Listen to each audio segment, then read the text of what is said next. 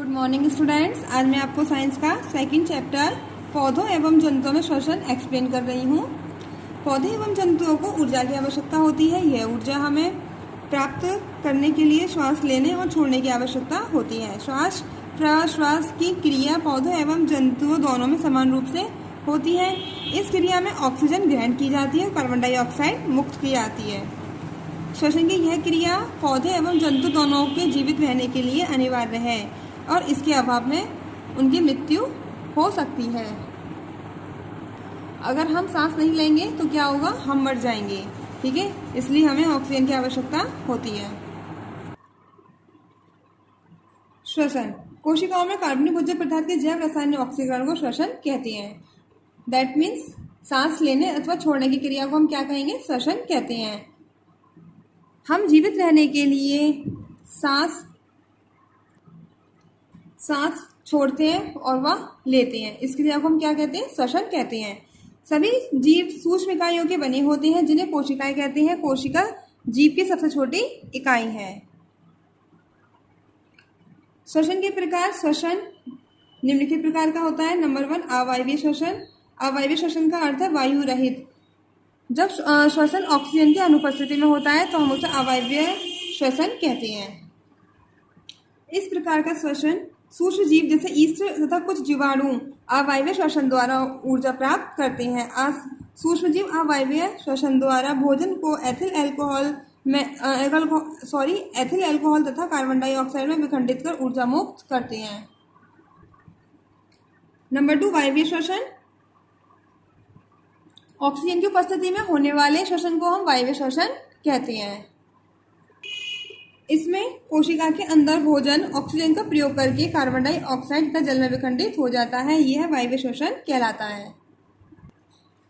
संसार में एक कोश के सूक्ष्म जीव अमीबा से लेकर बड़ी ब्लू व्हेल तक विभिन्न जंतु पाए जाते हैं। विभिन्न जंतुओं में श्वसन विभिन्न प्रक्रियाओं द्वारा होता है। इनमें से कुछ का वर्णन निम्नलिखित है। जैसे अमीबा में श्वसन। अमीबा एक कोशिकीय जंतु है तथा यह जल में पाया जाता है। श्वसन के लिए गैसों के सामान्य मिश्रण पर आश्रित होता है।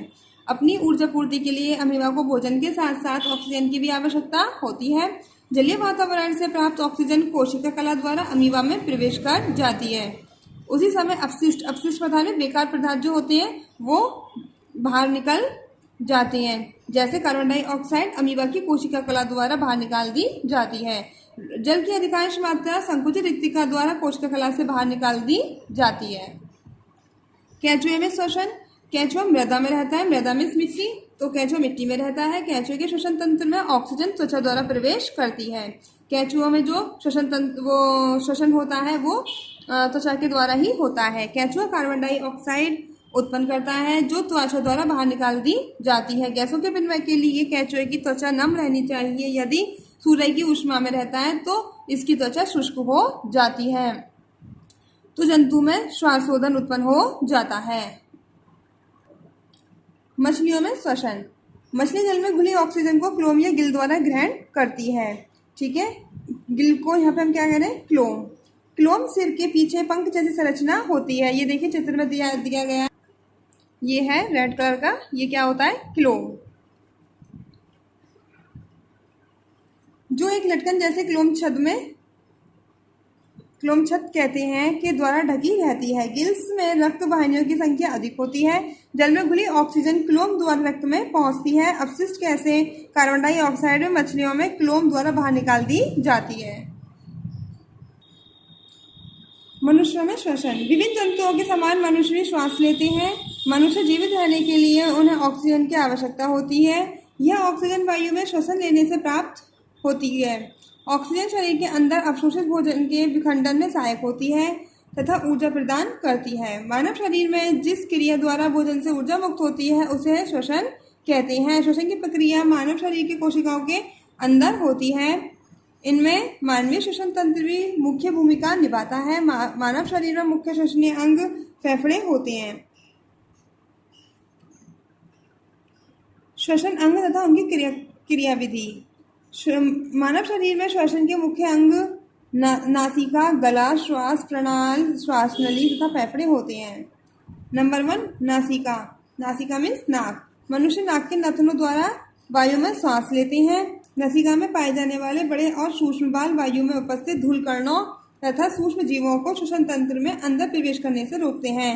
इस प्रकार नथुनों से ली जाने वाली वायु शुद्ध होकर अंदर जाती है। देखिए यहाँ पर चित्र दिया हुआ है, ये नासा गुहिका, ठीक है, ये नाक है हमारी, ये जीभ, ये श्वास नलिका, ये फेफड़े और ये जो है ग्रसनी, यहाँ पर स्वर यंत्र होता है और ये वायु प्रणालियाँ और ये हमारी कोशिका और ये डायफ्राम।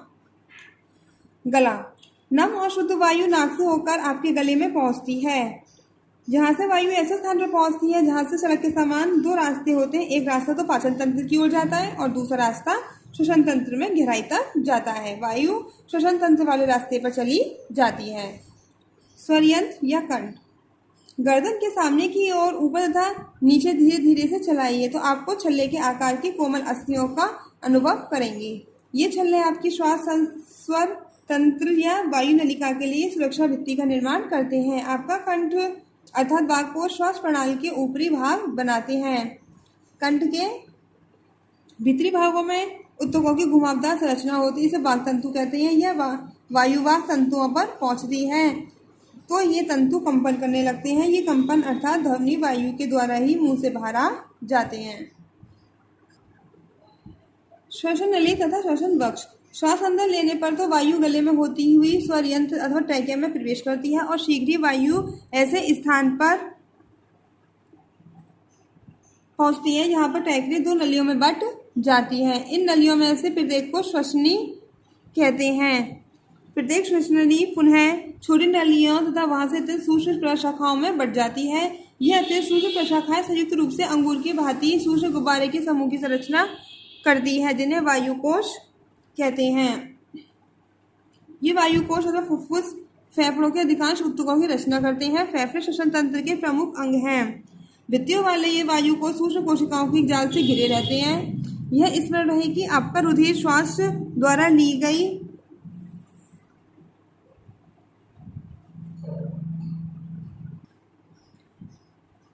वायु में से ऑक्सीजन अवशोषित करता है। वायु कोशों से ऑक्सीजन इन कोशिकाओं में प्रवाहित होने वाले रुधिर में मिल जाती है। इस दौरान बची हुई कार्बन डाइऑक्साइड गैस रुधिर से वायु कोश में पहुंच जाती है। अगले ही क्षण हम इसे निश्वास के दौरान कार्बन डाइऑक्साइड गैस को बाहर निकाल देते हैं। आई होप आपको चैप्टर अच्छे समझ में आया होगा। Thank you.